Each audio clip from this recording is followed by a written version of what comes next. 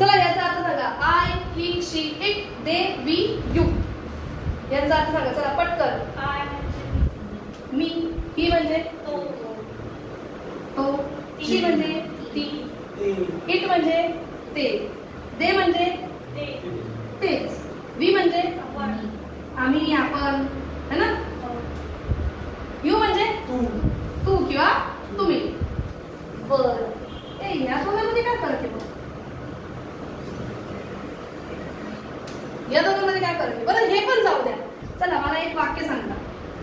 आता मला काय म्हणायचंय, पप्पा घरी आले. ओके, मला काय म्हणायचंय, पप्पा घरी आले. हे असं आपण म्हणणार ना. मम्मी काय म्हणणार? मम्मी म्हणणार ते घरी आले. चला इंग्लिश मध्ये वाक्य. घरीला काय म्हणतो आपण? होम. आलेला काय म्हणतो? कम. है की नाही? कम, केम. ओके, आता सध्या पहिले मला सांगा इथे काय वापरायचं? ओके, दे केम, पुढे होम. केमला इथे काय घेतलं? क्योंकि हमारे पास सब्जेक्ट होता है, उसके बाद में वर्ब होता है और बाद में ऑब्जेक्ट होता है. काही पण बोलता का? इथं तुम्ही जर कोण घेईल? अरे वा, आज उद्या परवा काय तर सांगायला लागेल ना. टू बी चल. चला, दे केम होम. आता मी तुम्हाला अर्थ सांगते. या इटचा अर्थ, हा इट आणि हा इट. हा इट आपण वापरतो फक्त आणि फक्त वस्तूंसाठी, लाईक निर्जीव. आणि हा दे वापरतो आपण अनेक वचनासाठी. It is for plural. मग आता मला सांगा, ते किती येते? किती येते? Only one. इथे दे येणार का? ही केम हो. कळलं का? भले तुम्हाला एखाद्याला रिस्पेक्ट द्यायची आहे तर तुम्ही त्याला दे नाही म्हणू शकत. तुम्ही त्याला काय म्हणणार? ही. तुम्ही गांधीजींचा लेसन बघितला का? 10वीला एक लेसन होता इथे. तर 10वीच्या लेसन मध्ये गांधीजींबद्दल जेव्हा ते सांगत होते तेव्हा ही म्हणत होते, ते नव्हते म्हणत. भले रिस्पेक्ट द्यायची आहे इंग्लिश लँग्वेज मध्ये तरी सुद्धा तुम्हाला काय म्हणायचंय? ही म्हणायचंय. कळलं का? नक्की समजलं का आता हा डिफरन्स? इट हा कोणासाठी वापरायचा? वस्तूंसाठी किंवा निर्जीव गोष्टींसाठी. तर दे हा कोणासाठी वापरायचा? अनेक वचनासाठी. मग जर का तुम्हाला अनेक मुलं म्हणायचं असेल, अनेक लोक म्हणायचं असेल तर तुम्ही दे यूज कराल. पण एखाद्याला रिस्पेक्ट द्यायचे तर तुम्ही काय यूज कराल? ही किंवा शी. ते.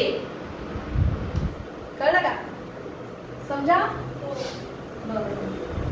आता अजून एक गोष्ट हा जी आज आपल्याला शिकायची आहे ती महत्वाची पण आहे. वाक्य असतं म्हणजे सब्जेक्ट आणि वर्ब आणि ऑब्जेक्ट असं वाक्य असतं असं तुम्ही मला म्हटलं. पण मग मला सांगा, मी म्हटलं की सांग मी हुशार आहे, कसं म्हणतो मी हुशार? I am clever. मी हुशार आहे. एम काय? याला मी शॉर्टकट नाव दिलंय टू बीचं रूप. काय म्हटलं याला मी? टू बीचं रूप. म्हणजे तुमचं सेंटेन्स कधी कसं असतं? Subject, to be, verb, object. समजा सेंटेन्स कसा असतो आपला? Subject, to be, verb, object. And this to be has actually another name. त्याचं नाव आहे काय? ऑक्झिलरीज. टू बीज म्हणजे काय? ऑक्झिलरीज. टू बी म्हणजे काय तुमच्याकडे? ऑक्झिलरी. ऐकलंय ऑक्झिलरी? सहाय्यक क्रियापदे. एक आहे मॉडेल ऑक्झिलरी आणि एक आहे प्रायमरीला घेऊ. एक आहे प्रायमरी ऑक्झिलरी आणि एक आहे मॉडेल ऑक्झिलरी. एक आहे प्राथमिक सहाय्यक क्रियापद आणि दुसरं आहे दुय्यम सहाय्यक क्रियापद. एक आहे प्राथमिक आणि एक आहे दुय्यम. येतं लक्षात? मग प्राथमिक मध्ये सगळ्यात पहिले हा बी. हे जो तुमचं प्रायमरी आहे या प्रायमरी मध्ये आपल्याकडे दोन टेन्स वापरतात. बाय जा प्रेझेंट आणि पास्ट. आणि मॉडल मध्ये आपण फक्त यूज करून काय करतो? Future tense. नॉर्मली मॉडल मध्ये आपण काय यूज करतो? Future tense. मग तो तुमचा बी आहे हा स्पेशली प्रेझेंट मध्ये वापरला जातो. एखादा असतो जो पेपरला येतो आणि पेपरला अरे बापरे अरे माझा अभ्यास झालाच नाही रे, आता काय करू, खूप रडतो. आपण त्याला काय करतो, बी पॉझिटिव्ह, पेपर लिहूनच आहे, चांगला पेपर जाईल. आज म्हणतो ना बी पॉझिटिव्ह, काल जाऊन म्हणतो कवते जाऊन आता म्हणताय ना तुम्ही, म्हणजे तो काळ, तो कोणत्या काळात होतो, प्रेझेंट टेन्स. बी हा कुठे वापरतो आपण, प्रेझेंट टेन्स मध्ये. बी इज युअर प्रायमरी ऑक्झिलरी. आपण बी ची रूपं ऐकली आहेत, ऐकले बी ची रूपं नाही. एम इज आर यालाच तुम्ही भूतकाळामध्ये कसं वापरतात, वॉज किंवा वेअर. एम इज आर आहे आणि वॉज वेअर होता, होती, होते, समथिंग आहे की नाही. सांगा बरं, हा एम, हा इज, हा आर, वॉज आणि वेअर कधी वापरतात. मॉडल ऑक्झिलरीचा हा जो क्वेश्चन आहे, हा जो टॉपिक आपण शिकणार आहोत, मॉडल ऑक्झिलरी, हा टॉपिक तुम्हाला 2 मार्काला येतो 12वीच्या इंग्लिशच्या पेपरमध्ये. आणि दुसरी गोष्ट अशी की हा नाही शिकला तर पुढे कोणतंच काही शिकू नको.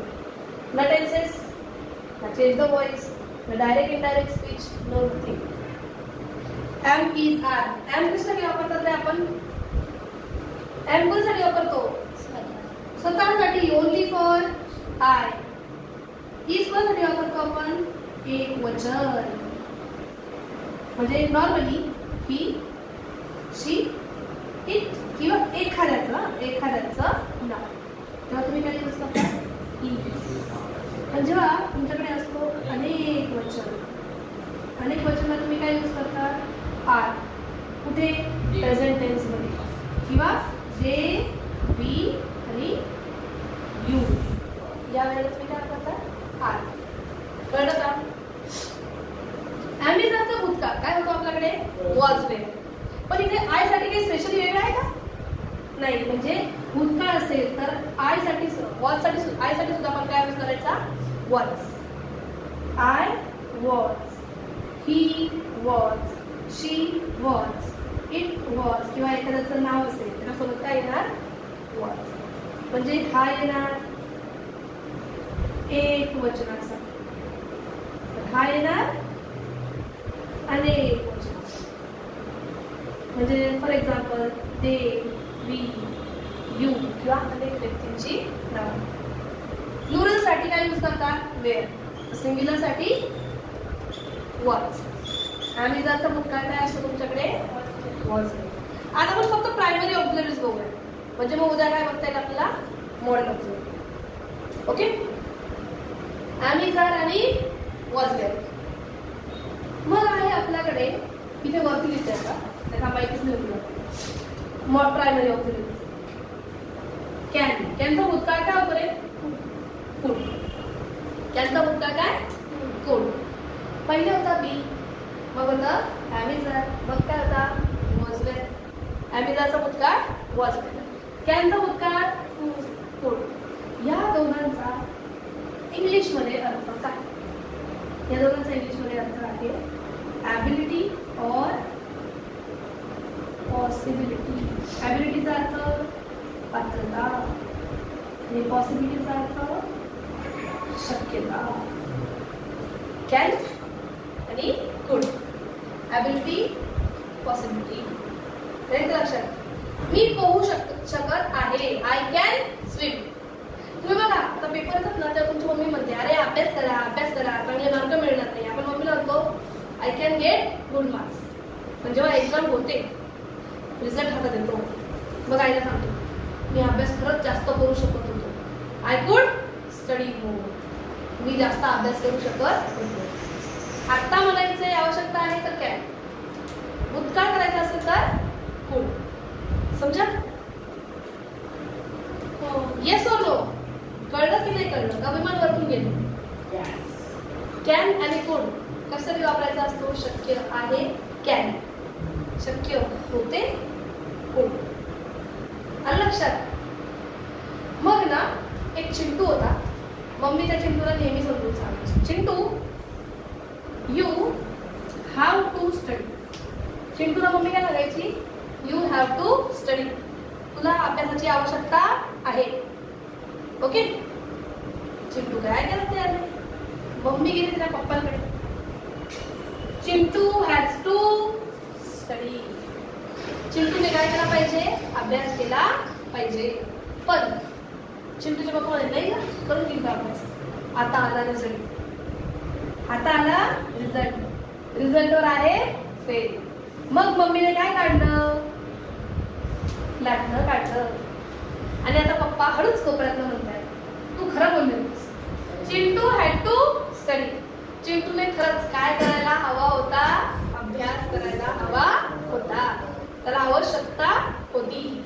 म्हणजे तुम्हाला एखाद्या गोष्टीची आवश्यकता आहे, हॅव टू हॅज टू. एखाद्या गोष्टीची आवश्यकता होती, हॅव टू. आलं का लक्षात. पण याला पण इंग्लिशमध्ये नाव आहे. त्याला म्हणतात फंक्शन्स ऑफ ऑक्झिलरी. फंक्शन म्हणजे काय, कार्य. मग ह्याचं कार्य काय, ह्याचं कार्य आहे ऑब्लिगेशन ऑर कंपल्शन. एखाद्यावर काय आणलं, ऑब्लिगेशन आणलं किंवा कंपल्शन आणलं. ऑब्लिगेशन म्हणजे जबाबदारी आणि कंपल्शन म्हणजे सक्ती. एखाद्या गोष्टीवर एखाद्या व्यक्तीवर सक्ती करत आहे किंवा जबाबदारी आणत आहे, obligation or compulsion, you will use in primary auxiliary have to, has to or had to. कळलं का, नक्की का. पण गंमत अशी आहे, हॅव, हॅज आणि हॅड वापरायची कोणाला. वरती बघूया त्यांचं उत्तर. हॅव, हॅज आणि भूतकाळ काय होतं त्याचा, हॅड. माझ्याकडे हे ऑलरेडी दिलेलं आहे, मी तुम्हाला देईन. सो आता द्यायची गरज नाही, फोटो काढला तरी चालेल. तरी हॅव, हॅज आणि हॅड यांचं पण इंग्लिशमध्ये काहीतरी अर्थ आहे. त्याचं नाव आहे पजेशन. काय, पजेशन. एखादी गोष्ट आपल्याकडे असणे किंवा जवळ असणे. जवळ असणे, जवळ आहे हॅव, हॅज. जवळ होता हॅड. म्हणजे माझ्याकडे पाटीवरची पेन्सिल होती, I had slate pencil. I had slate pencil. But now I have marker. आता माझ्याकडे काय आहे, मार्कर. आता तिचे डोळे निळे, मी असं म्हणणार का, तिच्या जवळ डोळे निळे आहेत. शी हॅज ब्लू आईज असं मी म्हणणार, पण त्याचा शब्दशः अर्थ लावेल काही ते. तिचे डोळे कसे आहेत, निळे. मग बघा, हा जो हॅव आहे आणि हा जो हॅज. हॅज वापरायचा एक वचनाला. कुठे वापरायचा, एक वचनाला. लाईक ही, शी, इट किंवा एखाद्याचं नाव. ही, शी, इट किंवा एखाद्याचं नाव. आणि हॅव कुठे वापरायचा रे मग, अनेक वचन. अजून दे, वी, यू, पण स्पेशली आय साठी वापरायचा हॅव. असं कधी म्हणता नाही का, I has my pen, I has marker. आपण काय म्हणतो, आय हॅव मार्कर, माझ्याकडे आहे. की नाही. इथे आय साठी तुम्ही काय यूज करणार, हॅव यूज करणार. पण हॅड साठी भूतकाळ. भूतकाळ काय आहे का, बायफर्गेशन 2-3 ओनली हॅड आहे. म्हणजे हा हॅड कुणासाठी वापरायचा,